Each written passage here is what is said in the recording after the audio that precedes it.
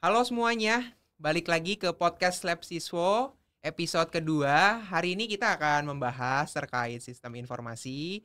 Dan hari ini saya tidak sendiri ya teman-teman. Hari ini saya ditemani juga oleh rekan saya. Mungkin boleh perkenalan dulu Pak. Oke, halo teman-teman. Nama saya Wildan ya teman-teman. Kita udah ketemu di podcast yang pertama nih. Jadi sekarang kita akan membahas topik terkait dengan mendalami sistem informasi. Nah, video ini ditunjukkan untuk siapa sih sebenarnya teman-teman? Untuk kalian yang lagi kuliah SI dan untuk kalian yang lagi mencari-cari jurusan kuliah. Siapa tahu ini menjadi salah satu jurusan yang kalian minati pada akhirnya. Stay tune sampai akhir video teman-teman. Oke. Nah, hari ini kita udah kedatangan juga ya narasumber yang memang kredibel terkait sistem informasi. Yaitu ada Ibu Natalia Limantara selaku Head of Information System Department. Halo Ibu, selamat siang. Mungkin Ibu boleh perkenalan diri dulu ya, mungkin dari backgroundnya seperti apa sampai hari ini. Karena menarik banget ya Bu Natalia ini sudah menjadi Head of Department di usia yang cukup muda ya Bu. Kira-kira di awal tuh start gimana sih Bu Natalia gitu? Mungkin bisa jadi pencerahan juga nih buat teman-teman mahasiswa gitu untuk selanjutnya. Silakan Bu. Oke, halo teman-teman. Kenalin, nama aku Natalia. Biasanya dipanggilnya Miss Nat atau kadang ada yang manggil Cinat juga. Background ya tadi ya. Sebenarnya backgroundnya saya lulusan di Sistem Informasi BINUS S1-nya, S2-nya juga, terus S3 juga gitu. Jadi S1, S2, S3 semua di BINUS, jurusannya semuanya information system atau sistem informasi gitu. Nah, karirnya gimana? Sebenarnya saya mulai dari dulu tuh di lab sistem informasi. Jadi asisten, terus akhirnya jadi karyawan. Sempet kerja di IT division juga ngurusin. Mungkin kalau kalian kan kalau kuliah pasti anak BINUS tuh pakai BINUS Maya ya. Nah, sempet ngurusin di belakangnya BINUS Maya tuh ada apa aja sih gitu. Sempet beberapa tahun di sana. Terus akhirnya balik lagi ke akademik ngurusin materi mata kuliah. Jadi kan kalau kalian sekarang kalau mahasiswa BINUS tuh kuliah tuh cuma tinggal ya udah datang aja. Kenapa? Semua materinya udah ada di BINUS Maya gitu kan.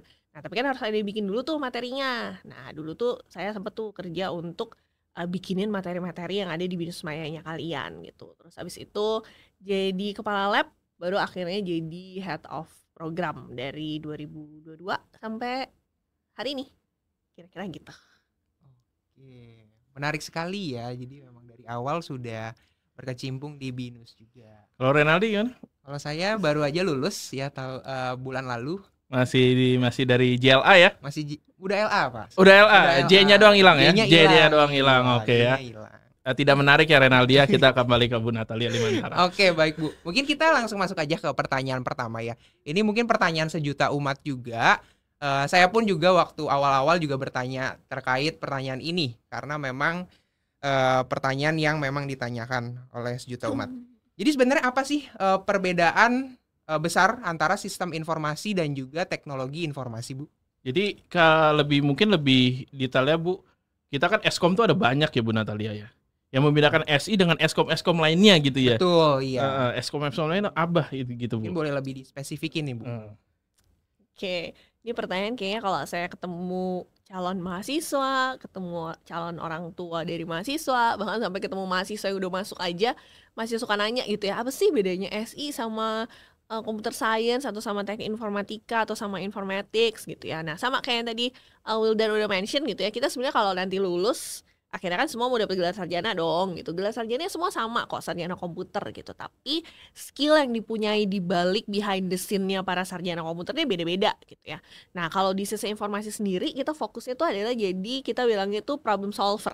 Jadi kalau ada masalah, anak S itu akan analisa nih, sebenarnya masalahnya apa sih gitu. Terus akar masalahnya tuh dari mana gitu. Nah, habis itu mereka pakai ilmu teknologinya mereka untuk cari teknologi apa ya yang paling tepat untuk bisa nyelesain masalah ini gitu. Jadi mereka lebih belajar applied teknologinya gitu. Belajar ada teknologi, ada masalah, coba dikawinin gitu. Sedangkan kalau anak yang computer science atau teknik informatika, mereka tuh lebih banyak menciptakan gitu. Jadi mereka menciptakan teknologi yang lebih canggih lagi dari sekarang gitu. Misal kalau sekarang yang lagi ngehits apa sih sekarang AI gitu ya.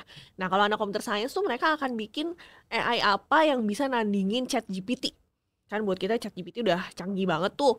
Nah, kalau anak computer science berpikir, gimana ya aku bisa bikin AI lain yang lebih canggih dari ChatGPT. Tapi kalau anak SI mikirnya, ya ChatGPT kan udah ada. Aku bisa pakai gimana nih biar semakin bisa membantu kita di kehidupan sehari-hari, bisa mempermudah kerjaan kita jadi lebih cepat gitu. Jadi bedanya lebih ke sana gitu. Ya, jadi buat teman-teman yang mungkin lebih suka problem solving ya, boleh banget untuk ambil di jurusan SI. Benar. Oke, mungkin saya follow up question sedikit ya, Renaldi ya. Silakan. Bu, tadi kan disebut tuh bahwa mungkin kita compare dengan CS, dia creator, kita adopter gitu ya, ngadopsi teknologi mana yang sesuai untuk problem solving itu. Tetapi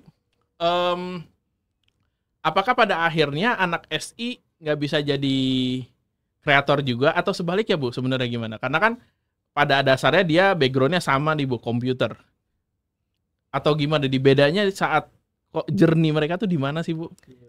Menarik nih kalau ditanya sebenarnya anak SI bisa jadi kreator nggak sih? Ya bisa aja gitu, tapi basic pembelajarannya kita tuh nggak mengarahkan anak-anak ke sana gitu. Karena kan kita pasti harus ngarahin para mahasiswa ini ke satu titik gitu ya, mau diarahinnya ke titik yang mana gitu. Kita tuh ngajarin nggak untuk mereka jadi kreator, kita ngajarin gitu karena tetap akan belajar coding tuh juga belajar gitu. Jadi kalau ditanya anak SI bisa jadi kreator sistem yang baru nggak? Bisa, karena kalau ditanya anak SI kerjanya jadi programmer atau software developer bisa nggak? Bisa, dan banyak juga kok gitu lulusan SI yang kerja di bidang itu gitu. Tapi memang secara basicnya mereka diciptakan tidak seperti itu. Tapi ada yang menarik nih teman-teman. Kalau si programmer itu dari lulusan SI, biasanya dia akan bisa berpikir lebih jauh gitu.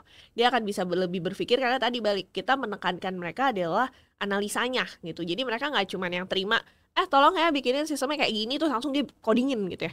Nah kalau programmernya basicnya dari sistem informasi, pasti dia akan mikir nih, saya disuruh ngodingnya kayak gini, bener nggak ya gitu, bakal ada dampak kemana ya kalau saya bikinnya kayak gini gitu. Jadi tahap analisanya, berpikir kritisnya tuh akan lebih terbentuk sebenarnya kalau dari anak sistem informasi gitu. Oke, berarti anak SI itu lebih value-nya juga value dari sebuah produk tuh lebih dipikirin juga ya Bu ya, bukan Bener. ini ya udah ada tapi value-nya kemana nih gitu. Bener. Ya. Jadi nggak cuma asal bikin, tapi dia memastikan nanti kalau dibikin ini pasti ada yang pakai nih, memang pasti bisa nyelesain problemsnya orang gitu.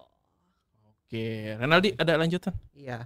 Nah paling untuk selanjutnya Bu, untuk anak SI ini biasa untuk prospek karir ke depannya itu seperti apa sih Bu? Oke, karirnya sebenarnya banyak gitu ya. Kalau di pekerjaan-pekerjaan yang sekarang lagi ngehits gitu ya, apa sih nama pekerjaan yang paling ngehits buat anak SI gitu ya? Pertama yang paling banyak mau dicapai sama mereka itu jadi UX designer, terus bisnis analis, terus kalau sekarang tuh suka ada satu pekerjaan namanya product manager, kan kayak keren ya, baru lulus langsung jadi product manager gitu ya. Nah itu juga karirnya banyak tuh, anak-anak sistem informasi baru lulus jadi product manager. Sebenarnya apa sih pekerjaan mereka? Ya balik lagi, sebenarnya pekerjaan mereka itu menganalisa di bisnisnya ada problems apa, terus mereka bantu untuk kasih solusinya gitu. Kalau dulu tuh pekerjaan mungkin kalau generasi saya gitu ya, belum ada tuh istilah product manager, dulu ada istilahnya namanya sistem analis gitu. Sebenarnya sama tuh, cuman sekarang di rebranding biar lebih keren gitu, karena katanya kalau Gen Z itu suka yang lebih fancy gitu kan si nama-nama jabatannya gitu ya. Jadi ada tuh yang banyak ngejar jadi product manager gitu. Terus ada yang jadi IT consultant juga. Nah, kalau kalian yang suka jalan-jalan gitu ya, pengen aduh kalau kantornya di sini terus kayaknya bosen ya. Bisa nggak sih saya kerja tuh sebulan di kantor gedung A, terus bulan depan pindah ke gedung B, bulan depannya pindah ke gedung C gitu. Even bahkan pindah kota, pindah negara. Itu ada banget karir yang bisa kalian pilih, namanya IT consultant gitu. Karena kalau IT consultant itu kan tugasnya mengimplementasikan sistem di sebuah perusahaan tuh. Nah, jadi dia biasanya kerja per project nih. Jadi project di company A selesai, dia akan pindah ke company B, implementasi lagi gitu. Jadi bisa tuh kalau suka kerja sambil healing, sambil jalan-jalan. Jadi bisa jadi IT consultant. Selain ya karir yang biasa kayak jadi software developer, jadi quality assurance atau jadi tester, jadi apa lagi ya, cyber security itu juga ada anak SI yang kerja di bidang cyber security. Terus jadi ERP consultant itu juga ada gitu. Atau yang kerja di bidang data kayak data analis, data scientist, big data specialist. Nah itu juga ada tuh yang kerja di bidang itu. Oke, menarik ya. Jadi banyak juga untuk lowongan-lowongan pekerjaan yang bisa teman-teman apply kayak gitu. Nah, buat teman-teman juga nih yang mungkin yang otak kanannya lebih dominan juga ya tadi udah disebutin juga bisa jadi UI UX designer ya teman-teman bisa menggunakan kreativitas semaksimal mungkin kayak gitu. Nah, kemudian Bu, saya ingin menanyakan juga Bentar kalau nih, apa tuh? saya mau ada follow up nih question. Oh, gimana nih? Mungkin sedikit Bu Natalia, itu menarik banget Bu Natalia. Saya juga udah lama di SI, baru tahu nih sampai ke selebar itu karena ada cyber dan lain-lain. Nah, tapi Bu Natalia yang dikhawatirkan sekarang oleh para orang tua, para mahasiswa atau calon mahasiswa itu adalah bagaimana sih ke depannya SI tetap bertahan di tengah gemburan AI ini, Bu Natalia? Mungkin banyak banget orang tua tuh yang nanya saya juga, apa yang dipersiapkan SI Binus untuk mengantisipasi itu semua gitu, Bu Natalia. Jangan sampai, bahkan kan sekarang banyak hits tuh, Eskom nggak jadi apa-apa, Eskom nggak dapat kerja, gitu. Nah, bagaimana sih dari sudut pandang Bu Natalia menjawab itu semua? Oke. Nah, sebenarnya kan AI itu dibikin adalah untuk ngebantu kerjaan kita ya. Artinya kalau dibilang kita kerja nggak bisa pakai AI gitu, nggak mungkin gitu. Karena dengan ada AI, pekerjaan kita tuh bisa kerja selesainya lebih cepat gitu. Atau bahkan kita bisa ngasilin kualitas kerjaan yang lebih baik dibanding sebelumnya gitu. Tapi kan AI ini nggak bisa bekerja sendiri gitu. Tetap harus ada pilotnya kayak pesawat secanggih apapun kalau nggak ada pilotnya nggak bisa terbang kan gitu. Jadi sama AI itu juga sebagai pesawatnya lah gitu. Pesawatnya udah disiapin nih canggih gitu. Misalnya bisa terbang 16 jam nonstop gitu misalnya. Tapi kalau nggak ada pilot yang handal bisa nerbanginnya dia kan juga nggak bakal bisa terbang kan. Makanya kita tuh sebenarnya perannya adalah sebagai pilot dari si AI ini gitu. Makanya ada salah satu AI yang diciptain sama Microsoft tuh namanya Copilot. Kenapa? Karena kita bertugas sebagai pilotnya, kita yang ngatur nih AI-nya tuh mau dipakai buat apa sih? AI-nya bisa kita manfaatin untuk di bidang apa? Even bahkan balik lagi tadi, anak S itu akan mikirin kalau ada satu company mau dapat pendapatannya lebih banyak atau misalnya mau lebih memperlebar bisnisnya, bisa pakai AI yang mana ya? Bisa menerapkan AI yang mana nih ya? Misal biar nanti customer-nya lebih puas misalnya. Oh bikin chatbot aja misalnya, chatbot tapi aku udah pakai AI itu kan juga bisa gitu. Jadi anak S itu akan lebih berpikir gimana cara mengintegrasikan si AI ini sendiri ke dalam company gitu. Dia akan coba cari solusi AI mana yang paling baik gitu. Dan sebenarnya buat anak SI adanya AI itu ngebantu banget gitu. Karena mereka tadi balik lagi bisa jadi kreator software tanpa punya ilmu coding yang benar-benar dalam. Karena ngoding aja sekarang udah bisa tinggal pakai prompt aja tuh. Tapi kan prompt itu butuh logika berpikir. Harusnya prosesnya dari A ke B ke C tuh. Kalau kita salah bikin logika urutan prosesnya kan sistemnya juga jadinya error kan, nggak bener gitu. Nah anak S itu belajar untuk tadi logika berpikirnya, ngurutin prosesnya yang bener tuh harusnya gimana. Nanti dia apply itu ke AI-nya untuk AI-nya bantuin bikin aplikasinya buat dia. Gitu. Jadi nggak usah takut gitu ya pekerjaan di bidang SI akan hilang dengan adanya AI. Justru itu akan ngebantu kerjaan kita jadi lebih mudah. Tapi peran kita tetap dibutuhkan karena kita adalah sih balik lagi tadi pilotnya gitu. AI itu cuma pesawat. Gak ada kita AI juga gak bisa kerja kok. Oke, thank you banget Bu Natalia. Jadi gitu ya teman-teman, calon para orang tua, para mahasiswa. Jadi nggak usah khawatir, teknologi baru itu bukan hal baru di dunia ini ya. Seperti kata Bu Natalia Limentara, kita tetap sebagai human adalah sebagai pilot. Bagaimanapun kita akan tetap dibutuhkan karena AI nggak punya logik berpikir yang kompleks yang seperti yang kita inginin dan mereka nggak bisa baca empati ya teman-teman ya. Kita manusia itu bisa baca empati saat membuat sesuatu, saat meng-create sesuatu. Yang paling penting adalah bagaimana empati kita sampai sehingga apa yang kita ciptakan itu memang men-solve problem tersebut gitu. Jadi tergantung dari diri kalian juga pada akhirnya ya. Bagaimana diri kalian bisa tetap menjadi pilot, jangan sampai jadi kalian yang disetir oleh pesawat itu sendiri. Mungkin dari Renaldi ada next question. Oke, baik. Nah, kalau di Binus sendiri ini sering banget kita dengar driven by teknologi ya, Bu ya. Nah, kira-kira apa sih kaitannya sama program di SI ini, Bu? Mungkin boleh dijelasin. Oke, balik lagi tadi kan SI itu sebenarnya adalah mempertemukan gitu ya, mengawinkan antara teknologi and bisnis gitu. Nah, tapi kita mau ngedrive-nya dari teknologinya bukan dari bisnis gitu. Karena kalau di company sekarang gitu ya, beberapa company masih nganggep IT itu sebagai cost center, bukan profit center gitu. Jadi IT itu kerjaannya hamburin duit aja gitu. Sedangkan yang nyari duit, yang ngasilin duit itu orang bisnis gitu. Nah, kita mau balik gitu bahwa IT itu juga bisa jadi profit center gitu, bisa menggerakkan arah company itu mau kemana gitu. Ada teknologi ini bisa ngebantu company-nya mau majunya ke arah yang mana gitu. Jadi kita balik, jadi kita yang ngedrive orang bisnisnya. Bukan orang bisnis yang ngedrive si teknologi gitu. Karena kita mau balik mindsetnya tuh bahwa teknologi itu ya bisa jadi kan kalau sekarang bisnis itu bisa jadi nggak ada kalau teknologinya nggak ada gitu. Kayak e-commerce sekarang itu kan bergerak dari ketersediaan teknologinya dulu. Baru saya bisa bikin e-commerce ya gitu. Pada saat dulu misal 10 tahun yang lalu, 15 tahun yang lalu gitu. Kenapa sih nggak ada e-commerce? Ya karena teknologinya belum sampai di sana gitu.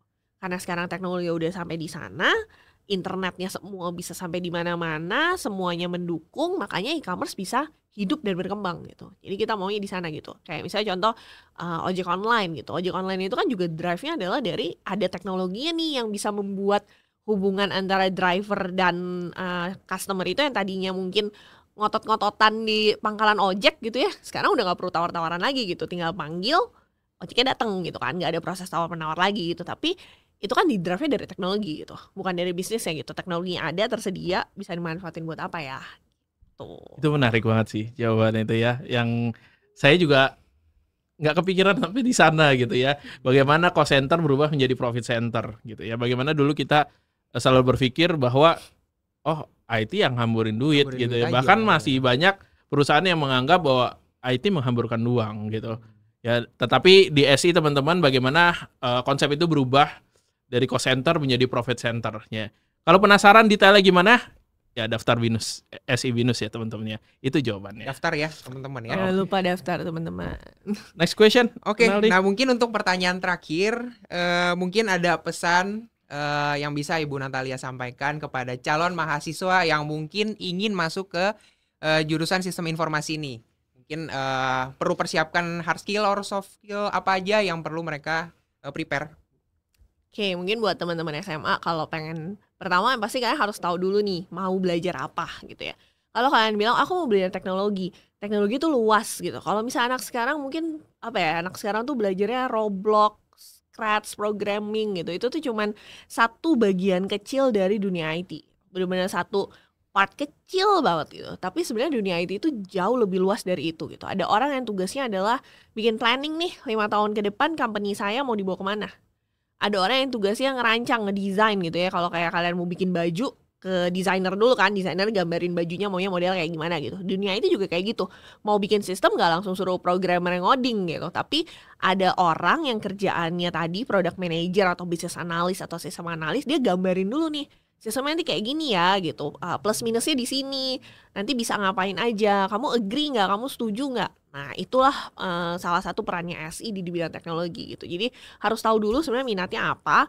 Kalau bilang aku pengen belajar teknologi, terus tapi aku juga pengen tahu tentang bisnis, aku pengen bisa leverage bisnis gitu ya, bisa memperluas bisnisnya jadi lebih luas lagi, lebih berkembang lagi, berarti sisa informasi adalah pilihan yang tepat buat kalian gitu. Jadi kita tuh tadi balik lagi, kita tuh mengawinkan antara teknologi sama bisnis. Jadi kalian akan dapat dua-duanya gitu. Sisi teknologinya dapat, sisi bisnisnya juga dapat gitu. Nah sebenarnya memang kita kan berubah. Kenapa sih kita berubah gitu? Karena kita ngikutin perkembangan kebutuhan industri. Balik lagi, ngapain sih kita bikin jurusan kalau ternyata nanti industrinya kebutuhannya udah nggak ada di sana gitu.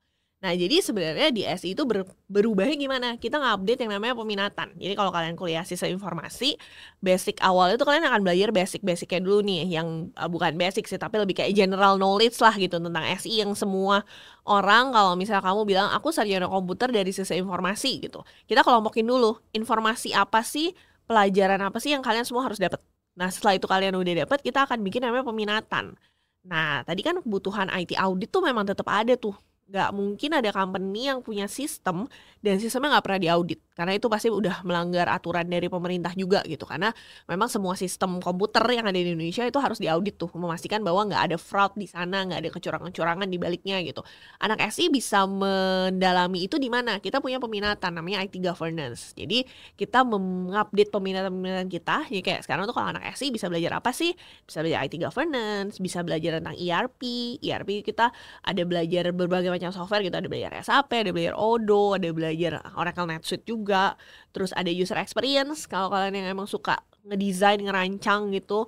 Terus ada digital technology automation, ini tadi buat para si kreator software ya. Jadi kalau anak SI yang memang belajar SI tapi juga pengen jadi kreator gitu, kita juga punya tempatnya gitu. Ada peminatannya digital technology.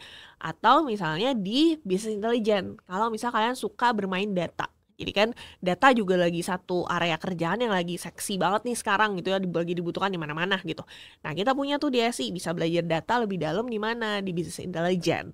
Dan ada satu lagi pekerjaan yang masih banyak orang yang butuh, tapi kalau nyari fresh grade yang mau kerja di area ini tuh masih agak susah. Namanya peminatan cloud computing. Jadi dia belajar infrastruktur di cloud gitu ya, belajar setting infrastruktur cloud tuh gimana sih gitu, mempersiapkan kalau softwarenya itu mau kita taruhnya di cloud server gitu, nggak mau kita hosting sendiri lagi gitu, karena kita harus maintain sendiri kan repot gitu. Nah itu kita udah belajar tuh cloud computing. Nah cloud computing ini menarik teman-teman, kenapa? Karena yang bisa tuh masih jarang. Kenapa yang bisa masih jarang? Karena nature kerjanya agak beda gitu ya. Kalau orang-orang yang mendalami bidang infrastruktur itu, dia nggak bisa kerjanya di jam kerja normal 9 to 5. Karena kan 9 to 5 itu sistem lagi dipakai orang kerja ya. Kalau kita tiba-tiba bilang, oh sistemnya maintenance 1 jam ya, karena servernya mau saya benerin gitu. Pendapatannya dia udah hilang berapa gitu. Jadi orang-orang yang kerja di bidang cloud infrastructure ini, biasanya dia harus kerja tuh setelah jam operasional selesai gitu. Malam. Jadi jam kantor misalnya saya selesai jam 6 gitu ya. Ya mungkin dia baru akan kerja jam 6 sampai jam 12 malam gitu misalnya untuk maintenance dan segala macam. Nah ini yang bikin company-company pada bilang kita cari fresh grade susah nih. Jadi lapangan kerja sebenarnya ada, tapi anak-anak fresh grade itu pada nggak mau gitu. Jadi kalau kalian bisa cari peluang di sana, cloud infrastructure ini menarik sebenarnya. Karena lapangan kerjanya ada, tapi saingannya dikit. Kenapa? Karena tadi waktu di interview nih sama company, tapi nanti kamu beberapa hari, nggak tiap hari sih gitu ya, beberapa hari kamu kerjanya harus lebih malam ya, jam 6 kamu baru mulai kerja, banyakan mundur tuh. Jadi kalau teman-teman suka tantangan yang agak-agak beda gitu ya, nah itu bisa memperdalam cloud computing tuh di SI. Oke, siap. Terima kasih Bu Natalia dan teman-teman. Mau apply cloud computing, daftar SI Binus juga. Itu jawabannya teman-teman. Gimana Ren? Oke, iya dari saya juga udah oke. Oke, mungkin dari ini untuk saat ini podcastnya kita sudahkan dulu ya kawan-kawan. Nah, kalau ke teman-teman nih rencananya ingin banyak next question yang mau disampaikan dan mungkin mau bikin part 2 dengan Bu Natalia. Jadi kalian ya udah tinggal nonton YouTube bareng orang tua udah ketemu nih jawaban-jawabannya. Question itu bisa kalian taruh aja di kolom komentar di bagian bawah video ya teman-teman ya. Ya pasti udah tahu lah. Nggak mungkin kalian nggak bisa kirim komentar. Oke? And thank you Bu Natalia Limantara sekali lagi atas waktunya. Selamat siang untuk Bu Natalia dan see you in next video teman-teman semua. Bye-bye. Bye-bye.